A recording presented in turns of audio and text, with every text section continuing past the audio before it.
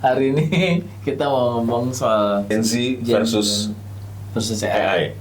Selamat datang di channel kami, Avocado, The Clueless Channel.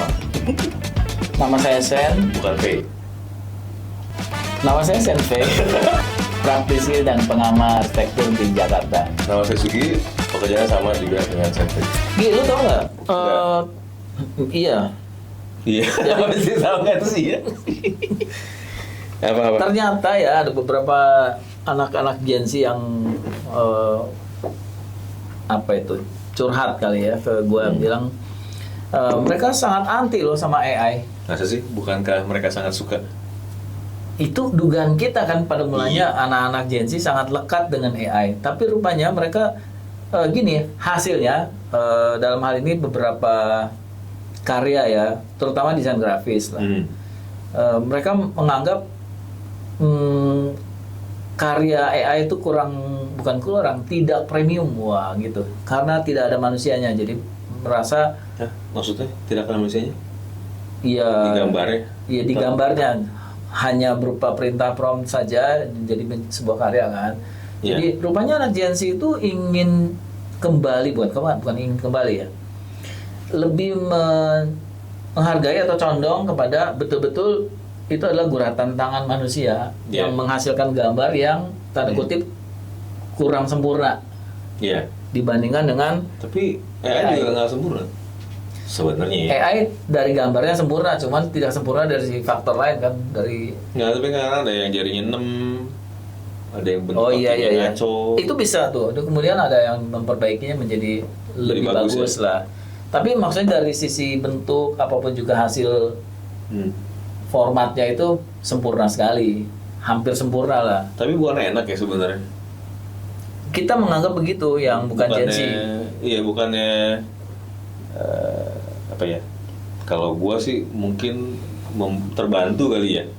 Iya, karena kita menganggap itu sebagai alat kerja. Iya. Seperti halnya dulu waktu para drafter mekanik dengan Komputer. mesin gambar, Iya. pakai rotring gitu. Iya. Lalu diganti menjadi mesin CAD. Lalu Iya, mereka software. rame-rame belajar kursus bagaimana menjadi CAD operator. Iya benar. Jadi Iya, drafter. jadi drafter juga. Iya. Titelnya tetap sama. Iya. Dengan kemampuan bikin detailnya sama. Iya. Ya. Sekarang kita nganggap gitu. Generasi berikutnya adalah AI adalah seperti mesin baru yang harusnya membantu menolong manusia. Iya. Nah, rupanya anak Gen Z itu tanda kutip ya, alergi dengan hasil karya AI sepenuhnya. Tapi sebenarnya yang menggunakan AI secara sepenuhnya juga apakah kebanyakan dari Gen Z sendiri? Bisa jadi. Iya kan? Statistiknya sih kayaknya iya ya. Cuman katanya gini, tuh tadi kan kawan kita bilang katanya AI yang menggeser Mencuri pekerjaan. menghambat karir mereka untuk melaju dalam berkarya itu menjadi berkurang. Iya, tapi kan Istilahnya bakul nasi. AI itu kan dioperasikan oleh orang lain, seseorang nih. Iya, betul. Kan dia kalau dia bisa mikir sendiri namanya Ultron. Tahu nggak Ultron apa? Nggak tahu. Itu merek penarik nasi. Oh, bisa mikir sendiri bener. Kalau nggak makan memang kita nggak usah mikir sih emang sih. Masuk akal loh. Lu kayaknya Gen Z juga. Jadi intinya mereka tuh benci-benci tapi rindu kali. Iya kan? Benci-benci tapi rindu ya. Itu lagu siapa ya? Kalau angkatan lu tahu lah pasti. Gue sih nggak ngerti.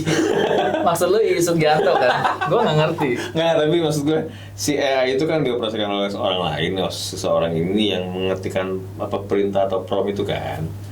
Nah, Memang nggak cocok sih kayak udah opa-opa tua bikin prompt gitu, nggak cocok. Ya kan?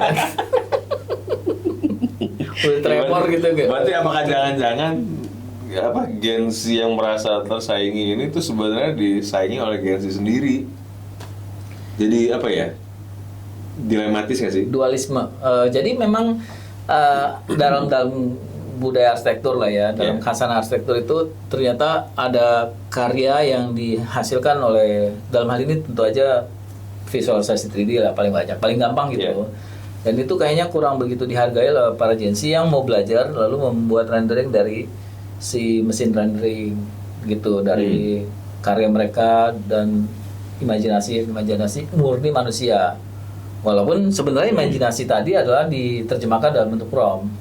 Iya betul, tertulis. Naratif Tertulis. jadi kan? Betul. Sorry. Iya betul, naratif atau deskriptif ya? Iya betul, teks lah intinya. Lalu mereka membuat itu sebagai sebuah kayak semacam dogma lah, bahwa itu adalah karya yang kurang begitu sakral, Otentik. kurang sakral. Kurang sakral. Kalau yang lebih mau manusiawi ya benar-benar karya orang. Jadi mungkin kedepannya itu Nggak laku. ada dualisme gitu. Dualisme itu kayak begini, kemarin gue curhat sama kawan ya. ini agak out of topic. Jadi ada orang datang ke, nggak boleh nyebut merek ya, Iya nggak boleh. ke Kalau tempat mah boleh. minimarket. Oh iya, Minimarket warna biru. pelangi sih, nggak jelas. LGBT dong. Minimarket LGBT. Terus dia datang, dia masuk ke dalam, beli rokok. Oke. Beli rokok di depan dipalak sama tukang parkir, dimintain uang 5.000. Dia marah karena beli rokok tuh 25.000. Masa beli parkir 5.000? Kalau belanja 250.000, bayar parkir 5.000, lalu dia bawa mobil. Dia bawa mobil. Dia merasa kayaknya mungkin entah rokok atau aqua gitu ya. Mungkin jangan aqua cuman 3.800. bukan enggak boleh. Air mineral. 3.800. Iya, 5.000 lah gitu. Terus dia belanja itu salah inget, nggak tahu apa, tapi dia masa belanja 5.000 bayar parkir 5.000 begitu. Lalu tulis itu di threads. Lalu orang-orang berkomentar di dalam itunya ya, lini masanya dia. Terus ada yang bilang ya gini-gini, kok gitu ya, mestinya di minimarket harusnya itu gratis gitu. Tapi dibilang ini kan bukan masalah uang 5.000, tapi terjadi pembiaran gitu kan, orang-orang itu jadi kayak ada premanisme yang seolah-olah dilegalisasi, dibiarkan. Tapi ada orang lain lagi yang mengatakan, ya lu gitu repot amat sih, 5.000 ya bayar aja gitu. Jadi rupanya orang ada begitu. Secara prinsip, jadi akhirnya jadi biarkan itu kan, hanya karena 5.000 aja lu merepotkan, meributkan sosial media untuk urusan hal yang remeh-temeh gitu. Jadi kayak lebay. Sehingga dunia kita memang kelihatannya dibiarkan ada dualisme gitu. Si Gen Z yang satu mengatakan itu merenggut pasar ceruk karirnya dia. Prignasi. Iya, Prignasi terlalu sarkastik, mungkin berkarir lah, menghambat, dia diambil alih, sehingga dia menjadi peluangnya menjadi lebih pengangguran. Sementara orang lain menganggap ya kamu juga yang lebih fasih dan paham menggunakan AI, lalu udah ayo kamu teruskan gitu. Jadi ada gitu dong, dunia kita terjadi begitu Tapi emang ada nanya juga sih, nggak cuma Gen Z. Jadi ada salah satu orang tua murid gue juga nanya sih, Pak, nanti kalau anak saya masuk arsitektur, saingan dengan AI gimana ya? Nah, jawaban gue jangan khawatir kalah sama AI.